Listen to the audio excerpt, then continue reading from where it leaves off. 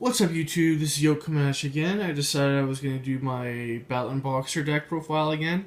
I've done some edits to it to make it quite a bit better, and I've done some research into how other people are building their Battlin Boxer decks, and one thing I noticed is that people are building it wrong. So I decided that I would put my deck list out there just to show you guys how I built mine.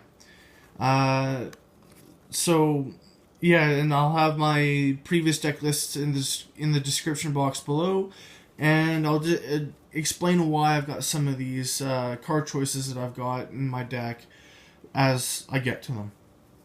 So, obviously, 2 Battlin Boxer Counterpunch. You don't want to run 3, you don't want to run less than 2.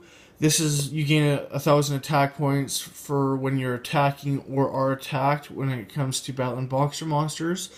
And yeah, so you run 2 copies, not 3, because 3 is too many. Less than 2 is too few. So 3 Glassjaw standard, don't need to explain that. He's your warrior returning alive when he goes to the graveyard by any means, which is why I'm sad that Blaster is gone. Partially, I should say, why I'm sad that Blaster's gone.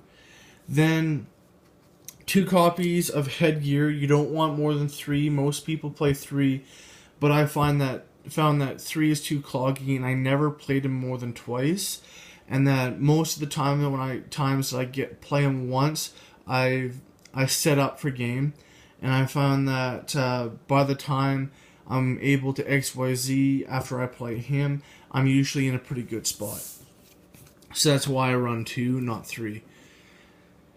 And so 2 copies of Battlin Boxer Shadow. 3 is way too cloggy. I don't know why people play him at 3. He's just way too much at 3 and way too few at 1.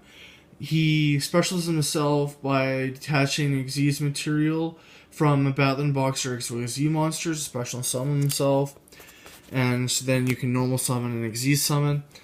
I think I may want to run him at 3 instead of 2, but his lose your battle phase effect is pretty poor. But the fact that you can special summon him main phase 2 after you battle is still pretty good, which is why I'm thinking about bringing him back up to 3. But I've got 17 monsters in my main deck, which is why I'm also unsure as to whether or not I want to bring him back to 3. Anyways, continuing on, 3 copies of Switch Hitter. You need him because he's the MVP of the main deck. He's the one that gets your combos going. Plus, even though if you use his effect, you're limited to only Battlin Boxer monsters for the rest of the turn to summon.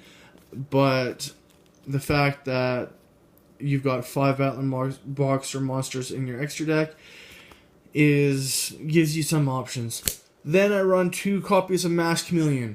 Why are people not playing Mass Chameleon? Like, this gives versatility to your deck, because you got Glassjaw. Like, if you got Headgeared on board, and then you summon him, even if you have no Glassjaw on grave, you can synchro summon with him.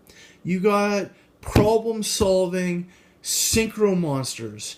Level 8 problem-solving synchro monsters. Like, why don't people get that?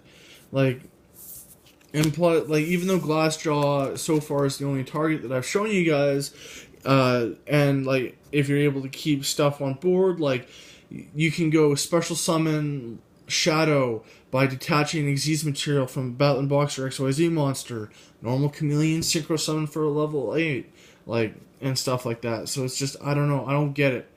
And then Photon Thrasher, another target for Mass Chameleon. And then you got XYZ plays if you special summon him and stuff like that. So, which is why I play him. He's a tech choice to go along with Mass Chameleon. Spirits, I only chose to run 1. I might be bumping this back up to 2. I might be bumping this to 2 because recycling is needed.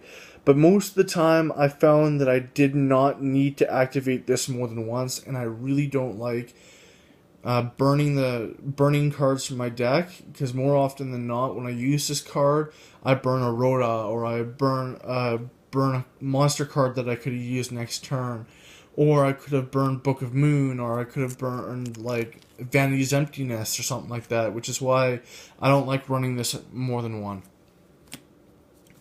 And then Book of Moon, obviously, because you get rid of problem monsters, at least for the turn. Foolish Burial, you need to run it, and especially with only 2 Headgeareds, you need to run this Foolish Burial. Then I run 2 Forbidden Lance for spell and trap protection, and to be able to drop your attack points if need be on your opponent's cards, and if your opponent's gonna use a spell or trap card on their own monsters for whatever reason that they need to use a spell or trap card on their own monsters, or like it just, yeah.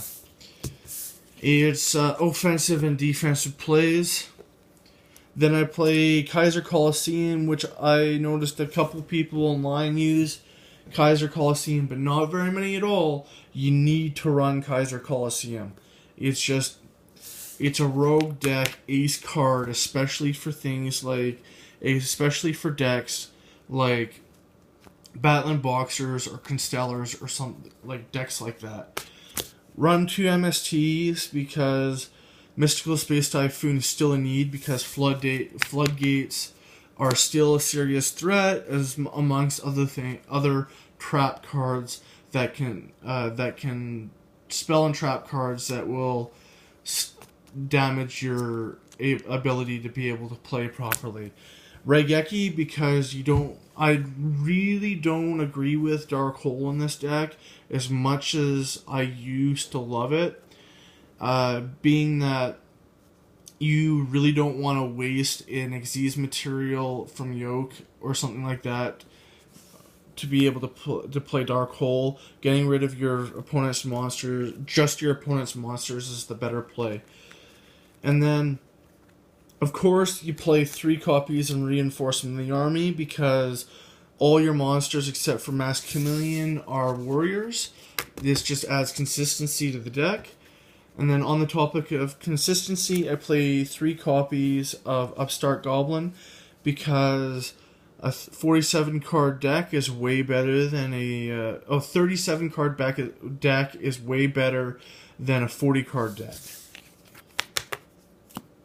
Then moving on to my traps, I run the 2 copies of Breakthrough Skill, because the fact that monster card effects are still a huge problem that this deck doesn't really like. I may replace this with 2 Effect Veilers that can have some level 5 synchro abilities, plus being able to have it in your hand if your opponent goes first. With Effect Veiler, it allows you to stop your opponent's plays. But the big thing with Breakthrough Skill is you can use it twice too. But anyways, continuing on, Compulse. Your big 4, Compulse, Solemn Warning, Torrential Tribute, and Bottomless Trap Hole, the big 4 that you really have to have. In reality, Torrential Tribute, I do not agree with it not being in this deck. The biggest thing, though, is the Trinity Traps. You can't get out of your deck at all. And then for my last trap, Vanity's Emptiness, because you can get rid of it basically at will, and it controls what your opponent does. Then I go with extra deck. 3 Lead Yoke, obvious pick. Blade Armor Ninja, I may replace that with I'm going to be replacing it with Abyss Dweller once I start playing really competitively. Castell, because Castell is a need. Colossal Fighter, I've crushed Elemental Hero and Masked Hero players with this, amongst other warrior-based decks.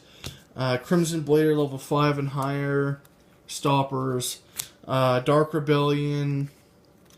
Exciton Knight if you need to field wipe. Excalibur for getting over towers.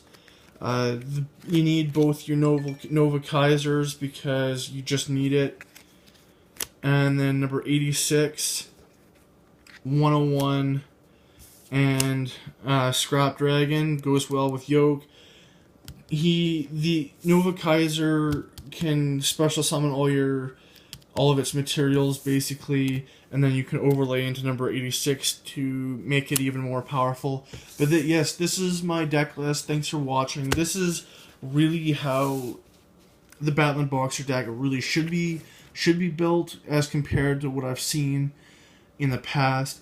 Please like, subscribe. Let me know in the comment section below, and my previous deck lists will be in the description box below. And yes, so let me know what you think. Yoke out.